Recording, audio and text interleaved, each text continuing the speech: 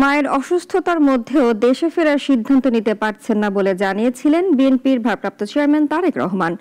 অন্তর্বর্তী সরকারের পররাষ্ট্র উপদেষ্টা আজ জানিয়েছেন, তার ফেরা নিয়ে সরকারের কোনো বাধা নেই।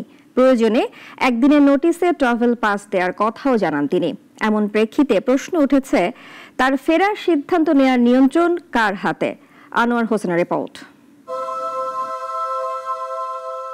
বিএনপি চেয়ারপারসন বেগম খালেদা জিয়ার শারীরিক পরিস্থিতির অবনতি হলে ছেলে তারেক রহমানের দেশে ফেরার বিষয়টি জোরালোভাবে উঠে আসে। এমন প্রেক্ষিতে দলটির ভারপ্রাপ্ত চেয়ারম্যান সামাজিক মাধ্যমে জানান, এই সিদ্ধান্ত গ্রহণের সুযোগ অবারিত ও একক নিয়ন্ত্রণাধীন নয়। শেখ হাসিনা সরকারের পতনের পর 15 মাস পার হয়েছে। এর মধ্যে সব মামলা থেকে আইনি প্রক্রিয়াতে অব্যাহতি পেয়েছেন তারেক রহমান ও তার স্ত্রী জুবাইদা রহমান।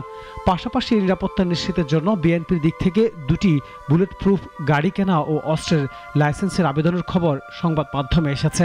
ফলে মামলা ও নিরাপত্তাজনিত কারণে তার দেশে ফিরতে দৃশ্যত কোনো বাধা নেই। তবে বিএনপির কিছু সূত্র বলছে, তারেক রহমানের ফেরার বিষয়ে প্রভাবশালী কয়েকটি দেশের আপত্তির বিষয়টি কাজ করে থাকতে পারে। উইকিলিক্সের ফাঁস হওয়া প্রতিবেদনে তারেক রহমানের বিষয়ে যুক্তরাষ্ট্রের আপত্তির বিষয়টি সামনে আসছে।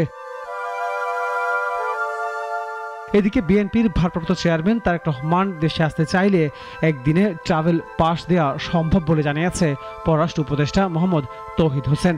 সকালে প্রেস ক্লাবে ডি ক্যাবের এক সেশনে তিনি একথা জানান। তারেক রহমান আবার খুব স্পষ্ট সেটা হলো যে এক নম্বর হচ্ছে যে তাকে যদি আসতে হয় কি পদ্ধতিতে আসবেন।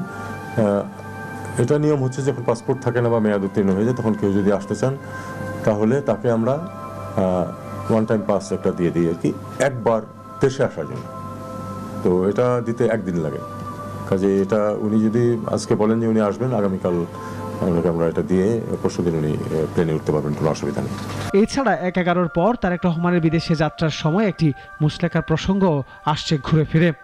সেই সময় খালেদা জিয়াও বলেছিলেন যে তিনি লন্ডনে পড়ালেখা করবেন, রাজনীতি করবেন না। সেই অঙ্গীকারের মেয়াদ শেষ হয়ে গেছে কিনা সেটিও নিশ্চিত করা যায়নি। ডেস্ক রিপোর্ট, নাগরিক।